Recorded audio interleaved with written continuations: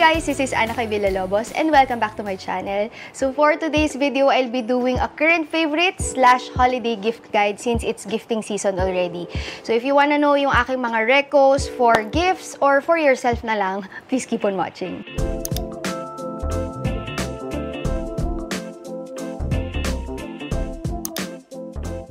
Matagal ko na kasing dapat i-film tong current favorites video, guys. It's just that, sa dami ng ginagawa ko ay hindi ko siya ma-film. Umabot na siya ng December. Kaya parang feeling ko, pwede rin siyang gawin as holiday gift guide. Halo-halo na to so may tech, may lifestyle, may beauty, meron ding pang anak ko. Medyo marami to guys, so diretso na agad tayo. Unang-una, yung ginagamit ko habang nagsiset-up kami, this is actually an insulated cup or mug that I use for my hot coffee. And yes, very essential ang hot coffee for me in the morning since I don't have breakfast. Kapilan talaga ako sa umaga, yun na yung nakasanayan ko together with the bloom that I take. Ngayon ko lang na-appreciate yung mga ganito kasi before parang it's an extra for me. Naiinom ko naman yung kape ko na mainit.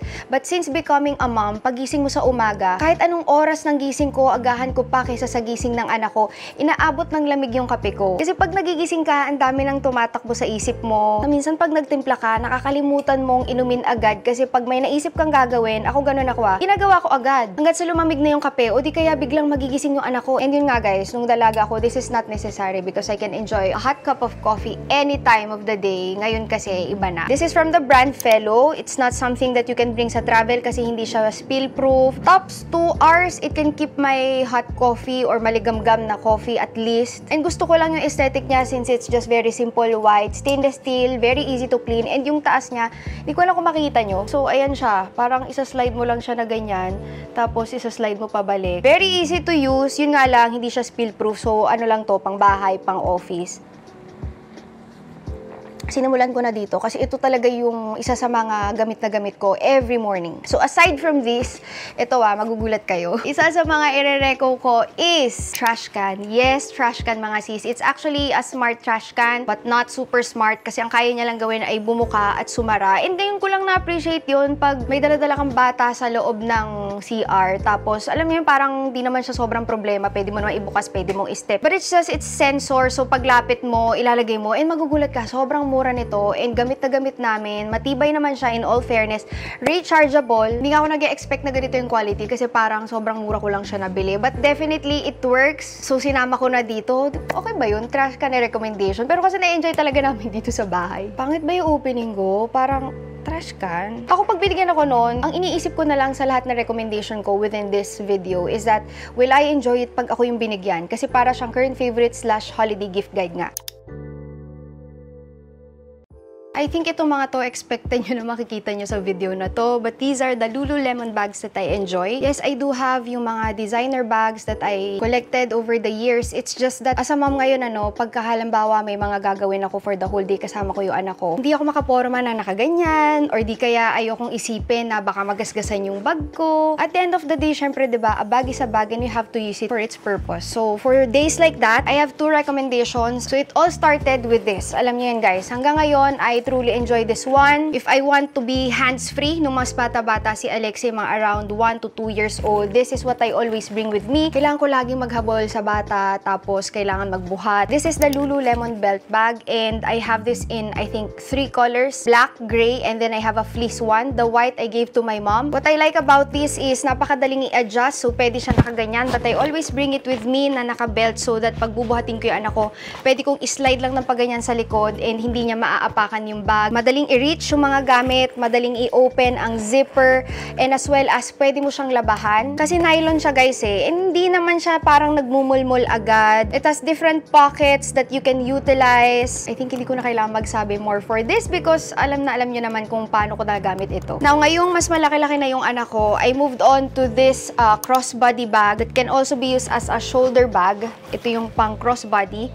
Both straps are detachable, so pipili ka kung alin ang ang gusto mong gamitin. It's just that for me, I don't bother removing any of the straps. Talagang, okay, maghang ka na lang dyan if hindi kita gagamitin. I don't know if nakikita nyo guys sa vlog ko, pero naghahang pa ako ng carabiner dito, tapos nilalagay ko yung cup ko o yung alcohol. Pwede ka pang magsabit here. Matibay siya. It's made with the same material dito kay Lululemon belt bag. You won't have to worry if masascratch mo ba siya or what. Tapos pag nililinos ko to be honest, wipes lang ng anak ko na walang alcohol. Bumabalik naman siya sa black na ganyan, in all fairness. Even yung hardware, nagkaka-scratch pero hindi siya nangangalawang. Number one talaga for me is yung zipper, kung hassle ba buksan o hindi. Kaya nga ito yung pinipili ko kasi for its function. So dapat mabilis buksan ang mga dapat buksan. But definitely, these two styles, kahit yung may mga lumabas pang mas bagong crossbody bag na parang ganito, for me, ito pa rin yung pinaka-aesthetic, pinaka-functional sa lahat. Now, if you're looking for designer naman na pwedeng iregalo sa anak ninyo, sa asawa ninyo, o sa sarili ninyo, I have two recommendations from Goyard. These are two styles. First is si St. Louis, although this one is yung aking bago. Para siyang designer eco bag na madaling ligpitin pag hindi kailangan, magaan pag walang laman, hindi ka mag-worry if masascratch agad. Ayan nga, pwede mo siyang iganyan sa loob ng cabin mo if you're not using it. Kasi di ba pagka-designer, iniisip ng iba na baka maselan or hindi pa pwedeng ilapag kung saan. Diyos ko, na ilapag ko to kung saan-saan. So far, yung mga dulo nung aking mga Goyard bags na pinaka-nauna, wala pa siyang scuffings. So itong si St. Louis, it comes with a pouch. So I have it in white and green. Yung white nga yung gamit na gamit ko. I just don't suggest that you put a lot kasi syempre manipis ang strap nito. So baka bumaon sa shoulders mo pag masyadong mabigat. Now, another design is si Bohem. Si Bohem naman, ang gusto ko sa kanya, mas makapal yung strap niya. So generally, pag mas makapal ang strap ng isang bag, mas comfortable siya sa shoulders. So this one naman is hobo style and with zipper. So yung iba kasi gusto talaga nila may zipper, like yung nanay ko, baka daw kasi may mawala o may mahulog. But it also comes with a pouch and same lang din ang interior niya because the interior is canvas, so ingat-ingat na lang din. Yun lang ang downside sa mga bag na ganito ha, since they are roomy, it can be one big black hole for you if wala kang mga pouch na gagamitin or organizers na gagamitin sa loob. Zipper wise, hindi naman siya mahirap gamitin, so pili ka na lang if gusto mo yung like open style si St. Louis or di kaya yung may zipper na katulad nito, but yun na, hobo style naman to. So tinatry ko na magkaroon ng options dito sa video na to, but yung iba talaga medyo may price, but worth it and tested na. Next item will be this Goo Flats. Binili ko to sa Shopee since wala pa tayong Goo dito as a brand dito sa Philippines. Pero hindi ko ine-expect na magugustuhan ko siya ng husto kasi it looks like regular flats, ballet flats, and naalala ko yung finit ko nun sa Miu Miu Hong Kong. Hindi ko siya nagustuhan. Hindi pa ako naglalakad. Medyo masakit na siya sa paa. Medyo mabuto kasi yung paa ko. So, pag hindi ganun kaganda yung cushion, ramdam na ramdam ko. Although, I must say na hindi sobrang kapal ng cushion nito still not for like long walks, pero it's a comfortable pair of ballet flats. Ayan, mura lang to guys, and madaling linisin since ano lang siya, leatherette ba to or leather, I'm not sure. Hindi rin siya nakakadulas kasi medyo may grip yung ilalim. Kung medyo makapal naman yung taas nung paa mo, hindi ko alam kung anong tawag dun sa arch ba ng paa yun? Hindi ko sure. I don't think na masasaktan ka rito dahil medyo stretchy naman itong gilid and itong taas niya is elastic to guys, garter siya. So ito guys, these are actually extra pair. So baka sabihin niyo favorites, pero bago pa yan, extra pair to guys kasi ito yung trinay ko in green and pink, but I always use the white, black, and then the camel or brown color of this scrunch sock pala. It's 100% cotton and very comfortable siyang suotin pag naka-aircon kayo sa bahay or ako pag nagta-travel. This is what I use. Pwede siyang mahaba na sack, mid-calf, o di kaya pwede mo siyang i-scrunch pababa.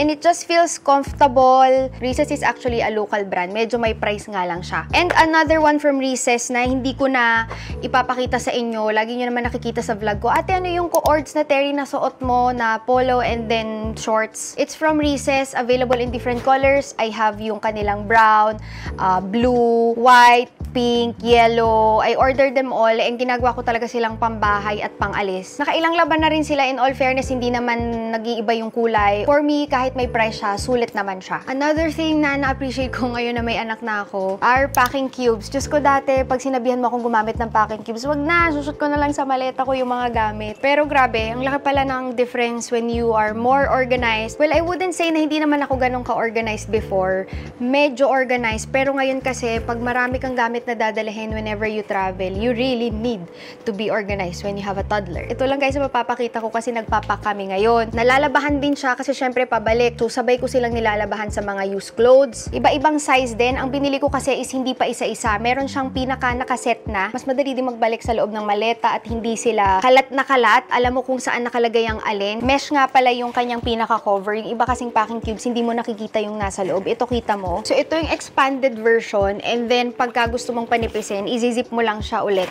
pabalik. One of the toiletry bags that I use is from Bash. Maganda siya kasi may hawakan, tapos pwede ko siyang ihang sa loob ng toilet without having to take out everything. First sa tech na hindi ko inaakala din na mai-enjoy ko is this Logitech mouse. It looks weird but it really helps, especially if matagal ka sa computer. It's actually a Bluetooth mouse and you can link this sa iba-ibang devices. Minsan nagugulat ako since I'm using all Apple. Nandun lang ako sa laptop ko nakakonect, tapos ililipat ko dun sa isa kong screen. And then pag nandito pa yung iPad ko sa kabila, up to the iPad gumagana siya. Meron siyang switch sa likod that you can link up to 3 devices. Sa umpisa, medyo weird talaga kasi instead of pag ganyan ka magkiklik, patagilid, and alam nyo, nare-relax talaga yung kamay mo. It's something that's ergonomically designed and designed for people na talagang long hours when they use the computer. Muntik ko nang bilhin yung mas mahal na version kasi yun yung pinaka-updated. Buti na lang hindi. Kasi this will also depend sa size ng kamay mo. Masyado siyang malaki for my hand. So, kahit na ergonomically designed, kung masyado malaki for you, it will still not work. As you all know, I've been using mga SLR for my vlogs before, but since having a kid, I have always looked for smaller cameras na mas madaling dalahin. I tried Insta, ano pa nga bang trinay ko? Yung Canon na V10. And out of all, this is what I really like. Sobrang ganda ng quality niya, up to 4K, kahit ganitong kaliit lang siya. And pag may hawak ka na anak, minsan magaganyan-ganyan mo talaga yung camera. But this is very stable. It's just that medyo kailangan niya ng help sa low light. So you can also record portrait or landscape. I got the creator combo. So meron akong nakuha na battery pack. I also got this tripod. So ito ay natatanggal. Matagal actually yung battery niya para sa maliit na body niya. Meron din siyang kasama na magnetic wide angle lens. Sana next time built-in na siya. Tapos pwede ka na lang mamili kung close-up o hindi just by changing the settings, because other than that, wala na akong mahiling sa camera na to eh. Audio is good, may kasamang microphone yung binili ko, and there's a big difference talaga when you use the microphone. Halimbawa, nasa labas ka, maraming sasakyan. When you use the microphone, minimal na lang yung tunog ng sasakyan kahit busy street talaga siya. Now, ang dami nagtatanong about my cases. If you want yung mga premium cases na okay yung feels, nagtatagal. First, of course, sa aking iPhone, this is from Elago. Actually, lahat sila ay Elago. Mukha siyang leather, pero hindi naman sobrang mabilis magdumi. Although, I must say, pag nagta-travel ako para maingatan ko, I use mga cheap cases lang na katulad ng ganito, nabili ko lang to sa tabi-tabi sa Thailand. Pero kahit hindi siya makapal, as you can see, protected naman yung lens ng camera. Ayun, no? Ayaw mag-focus. Now, for my iPad, this is also from Elago. Pink din ang kinuha ko. And ang gusto ko sa kanya, pwede ko pa rin idikit yung aking pen here. Apple Pencil case is also from Elago. Ayan yung itsura niyan. So, it gives you like a better grip. Yung tip nito is also from Elago as well. You can change the tip para mas feel mo na parang pen talaga yung gamit mo. Ang pinakagusto ko sa kanya, pwede mo siyang gamitin as stand. Yung very simple stand. And as well as, minsan kasi nakakainis pag may flap na ganito. So you can remove it and just use yung protection sa likod. And last Elago casing is this one sa aking AirPods na galing kay DFAM. It's also silicone and of the same color. So guys, maraming color na available si Elago. You just have to check for different kinds of phones and gadgets as well. Also, guys, hindi ko nga lang gamit ngayon. Ilalagay ko na lang yung picture dito. Isa rin sa na-enjoy ko is si Pop Socket Philippines. To be honest, kung gusto mo ng protection talaga, yun ang gamitin mo. Mas bulky nga lang siya as compared to this Elago casing. Pero ang gaganda ng selection. Ito guys, wala dito sa tabi ko kasi nasa office namin. And hindi lang ako yung gumagamit, pati yung anak ko, pati yung mismong Arcadia. I have this Brother printer that I use for labels. Medyo may price lang siya for a label maker, pero pwede mong i-customize, pwede ka mag-save ng templates, ang daming bala o tapes na pwedeng gamitin. So dito sa video na to, I'll be putting not only the Brother printer, but I'm also going to link yung mas mura na bala sa kanya or cartridge. Kasi medyo mas mahal ng konti yung regular na na brother cartridge. So, meron ako nakita na mas mura. Para mas generic ata yun. Nagagamit ko rin siya sa tumbler ni Alexei kahit winawash yung tumbler kasi meron siyang parang waterproof na sticker. It's just that hindi mo siya pwedeng i-rub ng husto. Kasi syempre, matatanggal at matatanggal yun. Pero kung like regular na napatakan lang ng tubig from the wash, hindi siya mabilis matatanggal. Next are power banks. So, before, I used to always bring yung ganitong kalaki. This one is 10,000 mAh. The brand is Anker. Medyo mas may pricey Anker as compared to other. So, this one has this stand na ganyan. And makikita mo dito sa gilid kung ilan yung laman niya. So, I don't know if that's visible. Medyo nasa harap lang tayo ng araw. Pero, maganda naman yung screen niya. It says kung ilang hours pa yung natitira, ilang percent, and may kabigatan nga lang talaga to. Now, if you don't really use 10,000 mAh sa labas ng bahay as an extra, pero may isa pa ako. This is also from Anker. This one utilizes the USB-C port. Ito nga lang ay up to 5,000 mAh, I think, yes. And mabibilis mag-charge itong from Anker. Pero wait lang, wait lang. I discovered 2 power banks na mas mura kaysa sa dito. And guys, ito yung binigay ko sa mga ka-office mate ko is from AuraShare. I'll be putting yung photo dito. Sobrang liit niya and magaan. Meron siyang lightning and merong USB-C na built-in. Another recommendation, yung niregalo ko naman sa mga teachers ng anak ko. Si Romos naman, dalawa din yung built-in cables. May lightning, may USB-C. 10,000 mAh din siya, guys. So, ilalagay ko na lang lahat ng mga sinabi kong power banks. Ito, usapang electric fan sa mga maiinitin dyan. I have trusted this brand for so long. Simula nung maliit yung anak ko, na-discover ko siya dahil sa stroller clip fan. So, meron akong maliit na version, sis. Kung gusto mo na maliit lang ang ididikit mo, meron din naman ako nung pang mga theme park, yung mga Universal Studios, Disneyland on summer days. Ito, mas malaki. So, depende na lang kung anong gusto nyong stroller clip fans. And ang kagandahan dito sa mga to, hindi lang naman siya stroller clip fans. Pwede mo rin siyang gamitin sa desk mo kung gusto mo ng electric fan kasi pwede siyang tumayo on its own. Matagal din yung kanyang battery life and naglalas naman siya for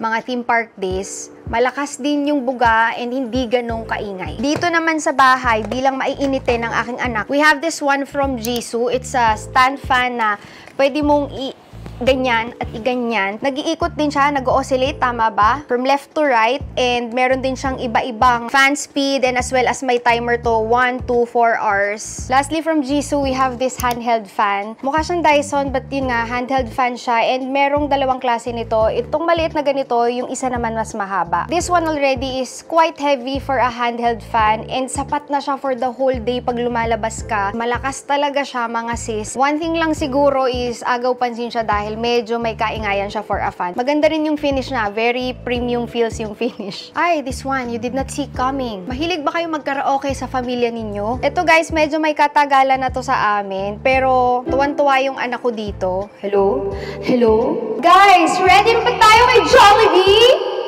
Parang pang ganun siya, sis. Ang lakas talaga niya. Sobrang liit nito. Parang magpa-party every time. And this one also has...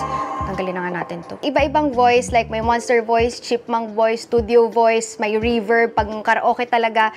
Meron din siyang AM, FM, I think, tama ba? Abi, meron pa bang gumagamit ng radyo? Tapos, pwede mo rin i-connect yung phone mo dito sa Bluetooth speaker. Sobrang bigat nito, guys, ha? Mukha siyang magaan, but this feels premium from Divoom o Divoom. Charge mo lang siya ng USB-C and pwede rin lagyan ng memory card sa ilalim. Tuwan-tuwa yung anak ko dito. Kaso ang problema ay nalalawayan niya. Kaya medyo, hindi ko alam kung visible, but yan, medyo kinakalawang siya dahil nalalawayan siya na anak ko. So, inalay ko na talaga to sa anak ko. So, what I did is, guys, alam ko maraming mura na parang ganito. Pero nakakatuwa lang to because premium feel siya kahit i-display mo sa sala nyo. Ang ganda-ganda. Pero guys, itong isa na to. Kung nahihinaan ka pa doon at gusto mo mag-party talaga sa labas with a matching briefcase, pag nagvi-video okay kami, nagagamit namin siya, kineconnect namin sa iPad. Hello? Ayan! Diba? Abot na ba ito sa Christmas season? Gusto mo habang naglalakad ka sa loob ng bahay ninyo, hawakan mo siya. Ganyan mo, karaoke mo, di ba? Kantaan may mga tao sa bahay ninyo. But this one comes with another microphone which is right here. Pwede kayo magduet ng jowa mo, ng asawa mo, ng anak mo. Meron din siyang kasama na stand which is right here. Itatayo natin yung microphone. lang. But this is also a charging stand for the microphone. Grabe, diba? Sobrang aesthetic and mabibigat ito mga CZ. So you have two options for your microphones. May maliit, very portable, at may pang duet na pang family. So this next recommendation, nakita namin sa Airbnb kung saan kami nagstay sa Tagaytay. And if you want na game na nasa sala or entertainment room ninyo, na hindi pwedeng dalahin ng bata sa loob ng kwarto o dalhin sa labas ng bahay, this one is also nice. It's an arcade game. Ang ginawa ko na lang is sinearch ko siya sa Shopee by using photo, tapos lumabas naman siya. Nagulat ako kasi pwede na siya for the price of parang 10,000 pesos, ganyan. May TV, tapos may joystick, may mga buttons. Yung nakuha ko lang is dapat lalagyan ng coins, pero pwede mong i-change yung setting na hindi need ng coins. So far, na-enjoy siya ng mag-ama ko. Next item is for someone na mahilig magbasa ng books and laging on the go. These are both Kindle devices. I have yung mini and then the basic one.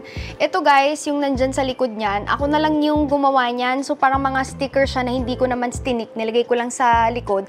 Tapos binilan ko lang ng clear case and bumili ako ng generic na pop socket. But you also have the smaller version. Ito naman hindi na need ng pop socket kasi medyo mas handheld siya na ganyan. Mas marami pang advanced na models for this, but ako kahit yung mga basic models lang like this ones that I have. Siguro another addition lang is an app if you want to buy something for yourself na note-taking app, GoodNotes 6. I have used GoodNotes nung mga ano pa siya, older version, and grabe ngayon, sobrang dami mong pwedeng i-customize yung cover, iba-ibang klase ng papel, stickers, and whatnots. May marketplace na rin sila, parang Notion. Ito naman is if you just don't know, or like me, medyo simple ka lang sa device, hindi ka mahilig mag-customize before.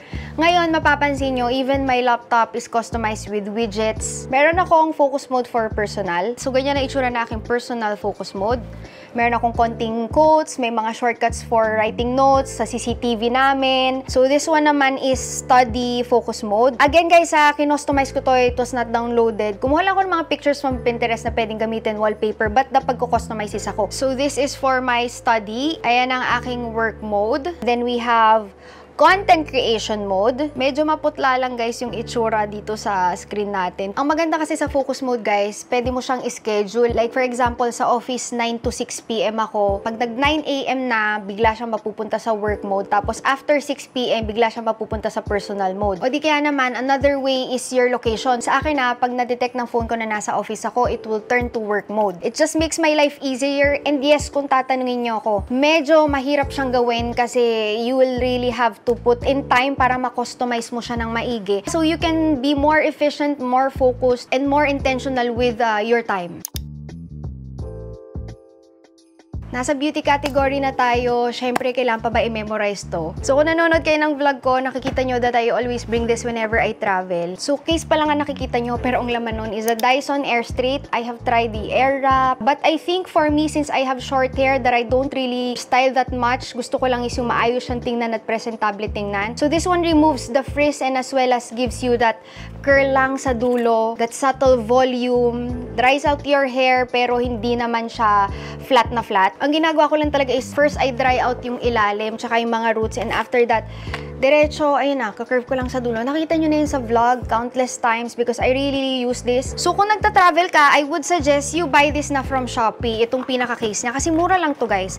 And saktong-sakto ang shape nito. Now, ito guys, whenever I curl my hair, I always keep coming back to this one, and this is just very old. OG days pa ito mga sis. It's the Vodana curler. Whenever I curl my hair, I just use this barrel curler. Super daling gamitin. If you want to put it on the table directly na may glass or wood, meron siyang parang pinaka-rubber dyan, and you can directly put it on top of your desk. May control for the heat, just on and off. Just very easy to use, and nagtatagal talaga yung curl ko pag ito ang ginagamit ko kahit walang hairspray. Tapos swivel din naman siya, so if you want to use it like this or like that, hindi siya ganun kahirap. Syempre guys, isisingit na rin natin ang Arcade dito. Two things that I've been enjoying from my brand, but just for this season, na gamit ko talaga. First and foremost, yung ating sun lotion na kaka-launch pa lang. This one has SPF 50 PA++++.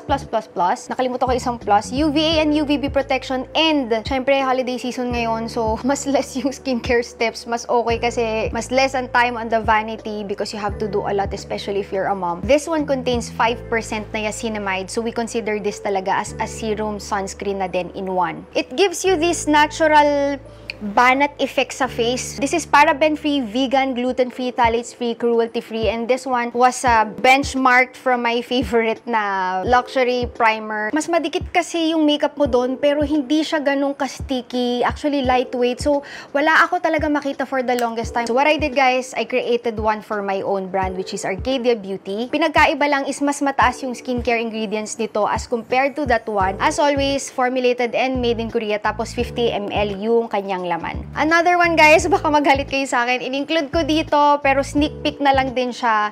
Another Arcadia Beauty item that I've been enjoying for the past few, I do not know, months na kasi ito na yung final formulation, but we've been testing this for so long. This is Arcadia Beauty Serum Fix Mist. This one contains 2% niacinamide and is a fixer. So, makeup fixer meaning nagpapatagal siya ng makeup na susuotin mo. And today, suot-suot ko siya. So, ang ginagawa nito talaga na pinakagusto ko is mukhang balat yung ginamit mo na foundation, cushion, or any base.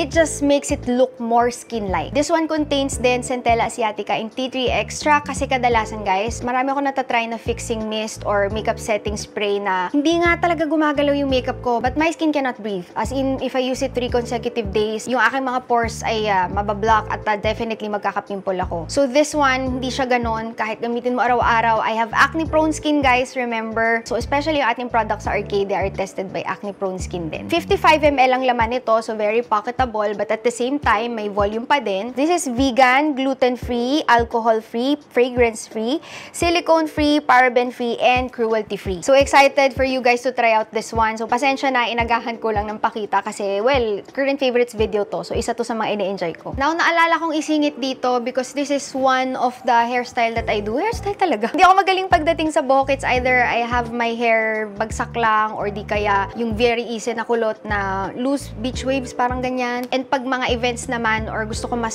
malinis tingnan, I do this very slick hair. And ako, ginagawa ko siya pagbasa yung buhok ko. And I use this Matomage hair styling stick. Hindi ko alam kung paano to basahin, but this is Japanese. I've tried the green version and then this color na version. Para sa akin, parang halos pareho lang sila. But it gets rid of your tayo-tayo hair or tutsang hair. Pero kung gagamit ka nito, you have to have fine tooth comb like this. Ang ginagawa kong technique, pag na-dry ko na yung buhok ko, tas medyo natuyo ng konting-konti lang, magla-apply na ako from root to yung mid-length ng buhok. Tapos itatali ko siya kung paano ko ipi-place yung aking bun. And then, apply ka ulit. Dahan-dahan yung pag-a-apply. I will use this fine tooth comb para itanggal yung mga tutsang, yung mga tayo-tayo. Tapos, i-remove ko yung tali ng buhok ko, tapos itatali ko ulit. Yun pala, guys, yung technique na hindi ko ginagawa before, kaya hindi kasing linis ng ganitong pagkakagawa. Last but not the least, for beauty, I'll be including this brushes. This is actually from a makeup artist na YouTuber din. It's BK Beauty. I've been enjoying this ones as compared to other available na parang ganito din yung bristles na binebenta dito sa atin. This one kasi is much more dense. And in fairness, madalas ko tong gamitin and hindi siya naglalagas. So, I'll be mentioning yung mga number ng brushes na madalas kong gamitin. For base, I use this 106 round fluffy brush. That's good to spread your base na mukha siyang skin din. Then for contour, mga creams, pwede rin naman sa mga bases, but really for contours ko siya ginagamit or bronzers. This is the 101 brush. Mas malaki siya than this base brush, pero naka-angle siya na ganyan and perfect siya panglagay ng bronzer or pang contour. Then for cream blushers, best one to use for me is this 109 from BK Beauty. Almost the same thing as this cream bronzer applicator na brush, but ito ay mas maliit. And ang gusto ko sa kanya, since mas maliit ang mukha natin from mga western, kahit western brand to, sakto lang siya sa cheeks ko. Medj ano pa nga, malaki ng konting-konti, pero ayan siya. Ito yung ginagamit ko for mga hybrids and then mga creams na blushers or highlighters. And lastly, I've been using brush for concealers. Mas maliit and mas madali gamitin din yung brush pagka magta-tap-tap-tap at spot conceal lang. So ito yung mga brushes na nagustuhan ko sa kanila.